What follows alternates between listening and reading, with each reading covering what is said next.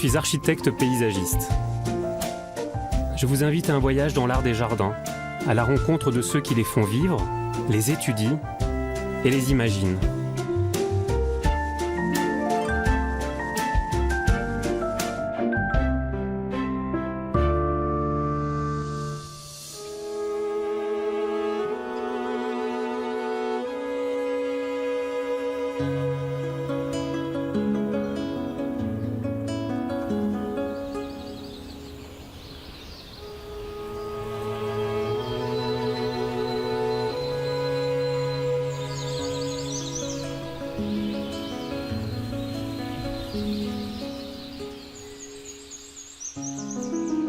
Le parc de Muscao, imaginé il y a 200 ans par le prince Hermann von Pöckler, reflète la pensée visionnaire de son créateur, un des plus grands paysagistes du XIXe siècle.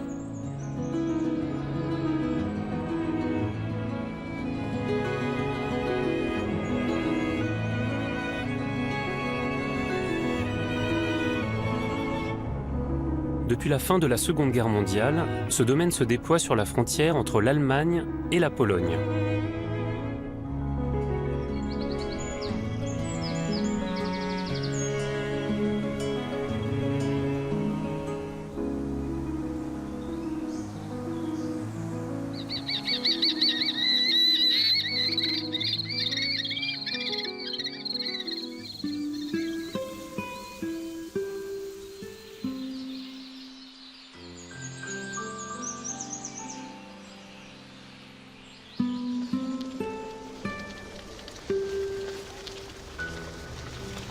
On est en pleine campagne là, c'est magnifique.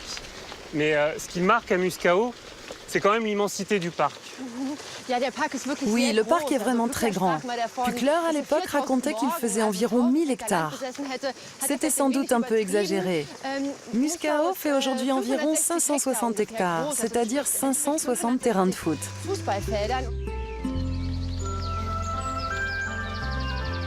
Jana Kittelmann, professeure de lettres, se passionne depuis longtemps pour l'œuvre de von Pöckler.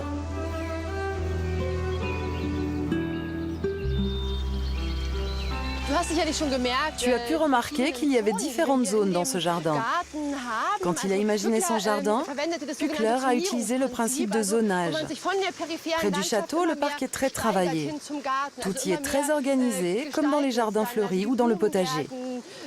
Et plus on s'en éloigne, plus on a l'impression d'être en pleine nature, comme ici.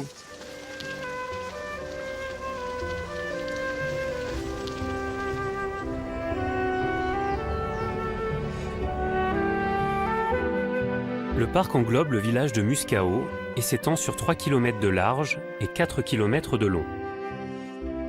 La rivière Ness, élément central du parc, marque la frontière entre l'Allemagne et la Pologne.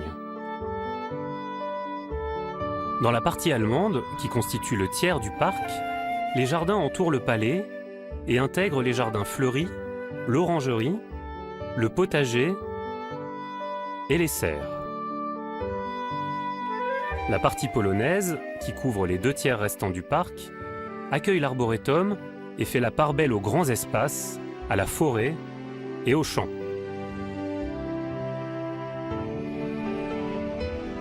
Quand von Pöckler hérite du château de Muscao en 1811, il rachète toutes les terres environnantes et décide de dédier sa vie à l'aménagement d'un parc idéal, un parc public dans lequel il expérimente de nouvelles formes de paysages. C'est vraiment agréable de se promener dans un endroit aussi vaste et à vélo. Oui, c'est vraiment plaisant, tu as raison. Aujourd'hui, le parc respecte toujours la volonté de von Pöckler. Il avait ouvert son parc au public.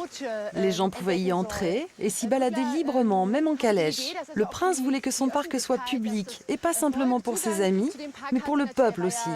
Il voulait que le parc de Muscao soit un lieu que l'on visite. C'était très avant-gardiste pour l'époque. Pour moi, Pöckler, c'est vraiment un personnage qui a compté dans l'art du paysage, dans l'histoire de l'art du paysage. Et c'était aussi un personnage qui avait une drôle de personnalité.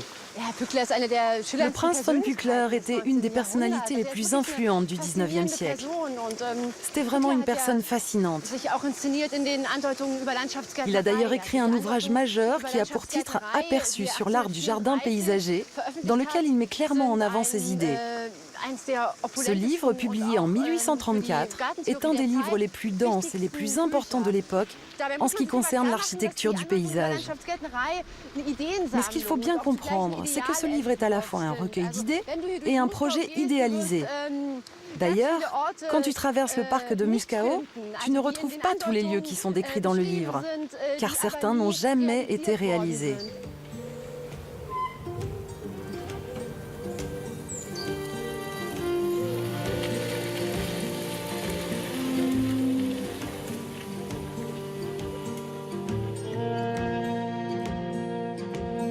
Le prince von Peuclair s'endette pour réaliser son projet et ne parviendra pas à le mener à terme. Mais il devient une autorité dans l'art du paysage grâce à son traité sur l'art du jardin paysager.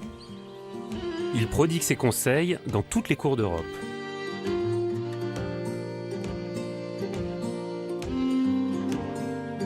Ses voyages en Afrique et en Orient deviennent une source d'inspiration.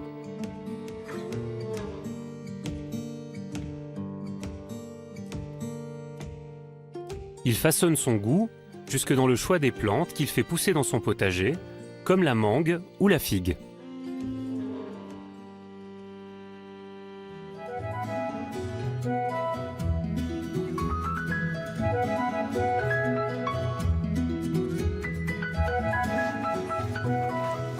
Ça, c'est de la sauge russe.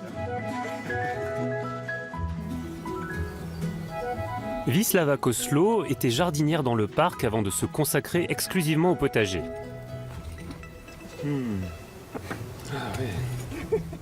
Depuis, elle tente de recréer le petit paradis que von Peuclair avait fantasmé, un potager conçu pour le plaisir des sens. Là, Wisława, on est dans un potager mais vraiment classique, un grand rectangle, 4 carrés, un bassin central, des murs de part et d'autre. Ce qui est un peu moins classique, c'est qu'il est très fleuri, ce potager, je trouve. Peuclair aimait beaucoup les fleurs. Et ici, aujourd'hui, dans ce potager, on a recréé l'ambiance qui existait de son vivant. Par exemple, là, tu vois, on a planté du calendula. Pour faire des crèmes? Oui. Ouais. À l'époque de Peuclair, le potager était 3 fois plus grand qu'aujourd'hui. Dans ce jardin d'agrément, il cultivait des arbres fruitiers, des légumes et des herbes aromatiques. Là, c'est du radis noir. Au début du 19e siècle, les gens les stockaient en hiver dans leurs caves et ils pouvaient en manger toute l'année. Celle-là, c'est une espèce qui a vraiment beaucoup de goût. Dans le jardin, tous les légumes qui sont ici sont des légumes qui existaient à l'époque de Peuclair. Oui, tout à fait. Tiens, goûte-le. Donc ici, on essaye de réintroduire des variétés anciennes de légumes, comme par exemple la roche, une sorte d'épinard, ou encore la blette. Tous ces légumes qui sont tombés un moment dans l'oubli. Et tout ce qui était cultivé ici à l'époque de Peuclair était des provisions qui permettaient de vivre toute l'année en autosuffisance. Mais dans les cours en Europe, à l'époque, le principe de l'autosuffisance, il était courant. Si tu veux vraiment voir quelque chose de singulier qu'on ne trouvait dans aucune autre cour, eh bien je vais te montrer. Viens avec moi. Ok.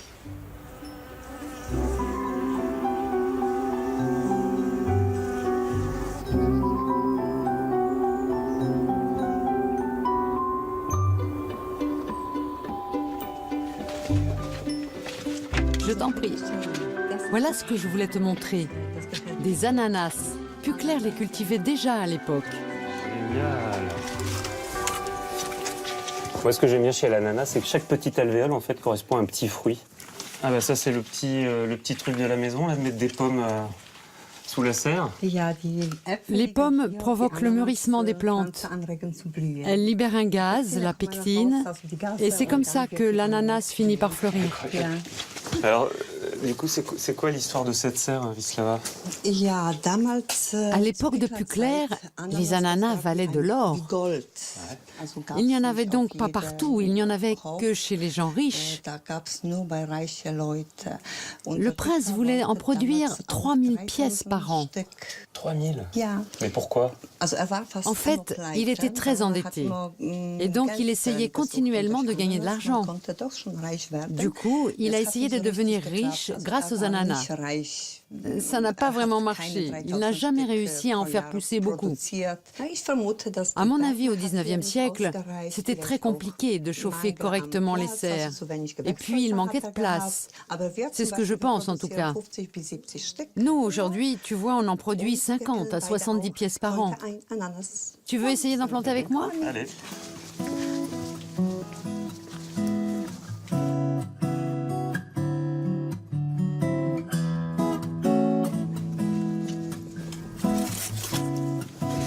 Et voilà le petit bébé. Donc qu'est-ce qu'on fait maintenant? Tu peux couper un peu ici. Là, tu as les racines. Il faut que je fasse attention aux petites racines, donc j'y vais là. Ouais.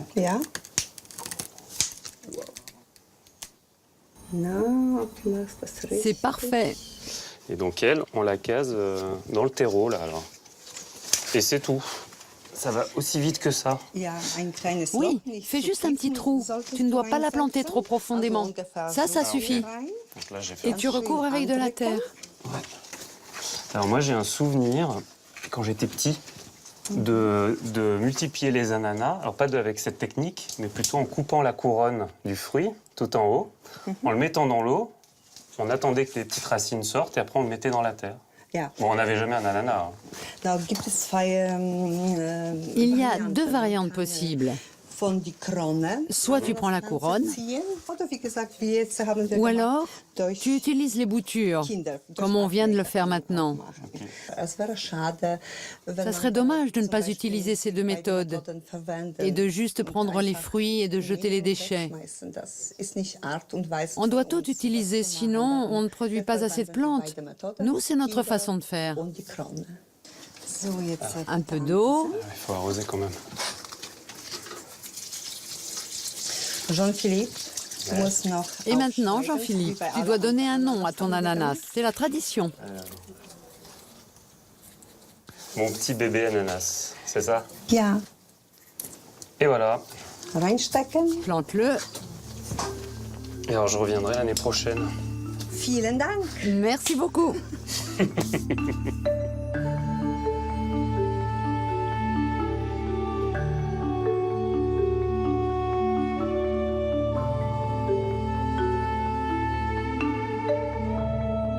L'Allemagne doit au prince von Pückler ses deux plus beaux parcs urbains du XIXe siècle. Branitz dans le Brandebourg et Muskau en Saxe. Très influencé par les jardins anglais, il s'en affranchit cependant pour développer ses propres modèles qu'il inscrit dans son traité pour que chacun puisse s'en inspirer et les reproduire. Kurt Panning est le directeur du parc de Muskau. Guten Tag, Kurt. Bonjour. Alors, vous avez une iconographie incroyable ici. Je pense qu'il y a plein de jardins en France qui doivent être extrêmement jaloux. C'est une chance extraordinaire pour un jardin qui a plus de 2 siècles maintenant d'avoir toute cette iconographie. Oui, c'est une matière formidable pour nous, paysagistes, que Pückler nous a léguée à travers son traité. C'est ça le secret du Muskau. Le prince y donne des indications à partir desquelles on peut décoder le parc. Sur la carte, on comprend bien comment le regard doit circuler. De ces points en hauteur partent les perspectives, qui guident le regard d'un côté et de l'autre de la rivière Ness. L'ensemble constitue vraiment le squelette du parc. Alors, ce qui est étonnant sur ce plan, c'est qu'on voit bien comment la végétation et la ville s'interpénètrent. Est-ce que c'est déjà l'idée d'un parc urbain tel qu'on les connaît aujourd'hui? Ici, c'est le parc qui absorbe la ville. Pour moi, en tant qu'architecte du paysage, je trouve ce concept extrêmement intéressant. À Muskau, c'est vraiment le paysage qui prime. Sur d'autres vues proposées par Pückler, on retrouve la ville qui est représentée ici. On voit le clocher de Muskau qui a disparu depuis. Et là aussi, la ville, elle est intégrée dans ce vaste projet. Pückler fait jouer à la ville un rôle pictural au sein du parc. Elle fait partie du parc, au même titre que le château. On voit bien que ces bâtiments dirigent le regard et forment un réseau de panoramas magistraux. Le prince s'appuie en fait sur des éléments existants pour créer un parc tel qu'il l'imagine.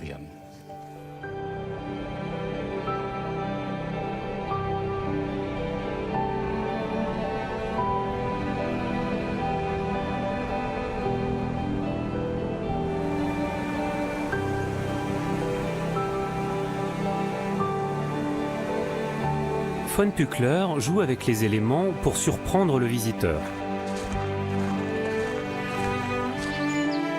Il impose son style par petites touches et, tel un peintre, imagine de véritables tableaux de verdure.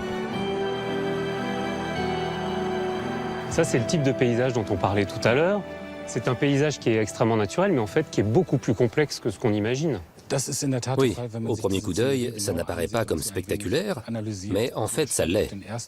On s'en rend compte quand on prend le temps d'analyser précisément le paysage. Les bosquets d'arbres, par exemple, apparaissent comme un paysage totalement naturel. Mais en réalité, c'est un paysage construit et artificiel, et cela dans le moindre détail.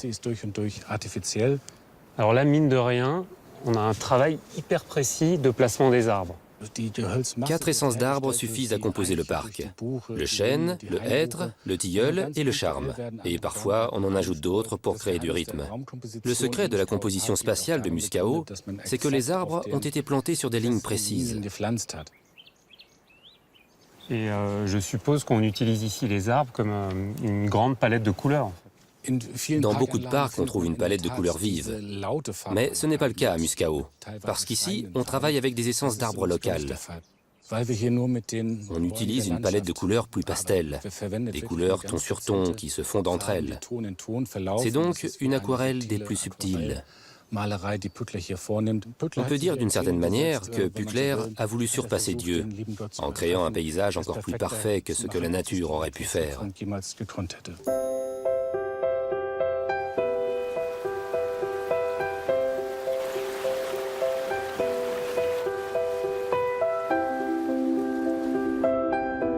Cette architecture du paysage reflète parfaitement le caractère de son propriétaire, à la fois méticuleux et fantaisiste. Mais le site a bien failli disparaître. Pendant la Seconde Guerre mondiale, le parc de Muscao n'était plus qu'un champ de bataille.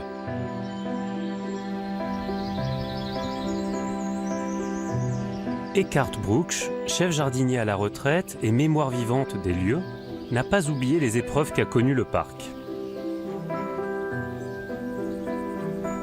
Eckhard, vous avez été jardinier pendant presque 50 ans ici. Comment c'était tout autour de nous après la guerre? Après la guerre, tout était détruit. Il n'y avait plus de parc. Les arbres étaient blessés, les chemins endommagés. Et bien que la guerre soit terminée, il y avait encore beaucoup de munitions disséminées un peu partout dans le parc. C'était vraiment très dangereux. Donc c'était un parc complètement dévasté. Comment vous y êtes pris pour tout restaurer alors? J'ai commencé à travailler dans le parc pour la première fois en 1958. C'était très dur. Il y avait alors très peu de main-d'œuvre disponible. La plupart des gens qui travaillaient avec moi étaient des femmes. Elles avaient besoin de mettre un peu d'argent de côté pour survivre. Après tant d'années dans ce parc, tant d'années de restauration, j'imagine que vous avez un lien tout à fait particulier en fait à ce lieu. Ce qui me lie à ce lieu, à ce parc, c'est tout simplement que c'est là où je suis né. J'y ai joué enfant, j'y ai grandi. Puis c'est à Muscao que j'ai appris à être jardinier. Quand on additionne tout ça, eh bien, on peut dire que j'ai passé plus d'années que Pückler dans son propre jardin. Et aujourd'hui, je suis vraiment impressionné de ce qu'on a réussi à faire.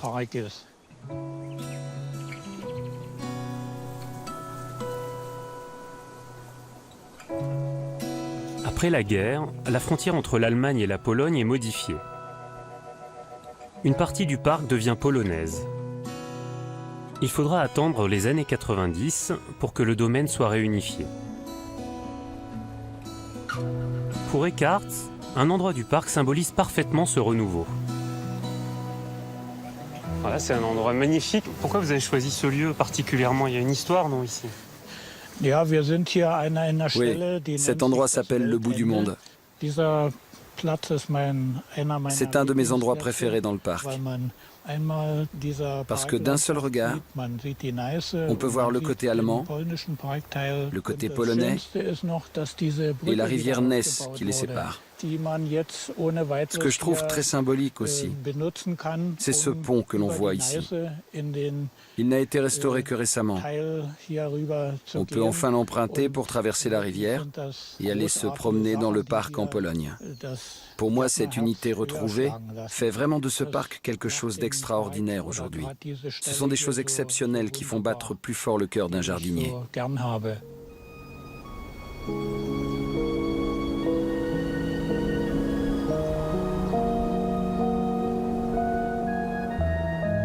Depuis 15 ans, les deux pays travaillent ensemble à la restauration du parc et c'est une équipe de jardiniers germano-polonaise qui restaure les chemins dans les jardins fleuris proches du château.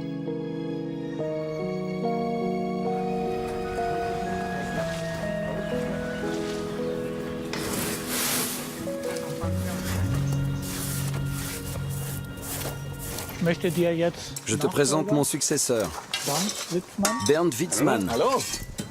Allô, Alors là, vous êtes en train de faire un gros travail d'archéologie. Qu'est-ce que vous avez découvert là? Je pense qu'on a trouvé un chemin du temps de Pückler qui a été recouvert de tissu. Il y a une chose qu'il ne faut pas oublier. C'est qu'ici, pendant de longues années, tout était en ruine. Ensuite, quand on a commencé à restaurer, il y a eu beaucoup de chantiers. Alors, lorsqu'on trouvait quelque chose dans la terre, on le couvrait pour le protéger. On a trouvé différents matériaux. Là, tu vois bien la différence entre le granit le plus ancien et le plus récent. Granit schiste. On ne sait pas jusqu'où on va devoir creuser. On est très curieux d'en découvrir plus. Donc là, vous avez fait votre travail archéologique, mais votre chantier il est beaucoup plus vaste. Il y a des piquets un peu partout. Qu'est-ce que vous êtes en train de faire? Jean-Philippe, viens. Je vais t'expliquer comment on fait.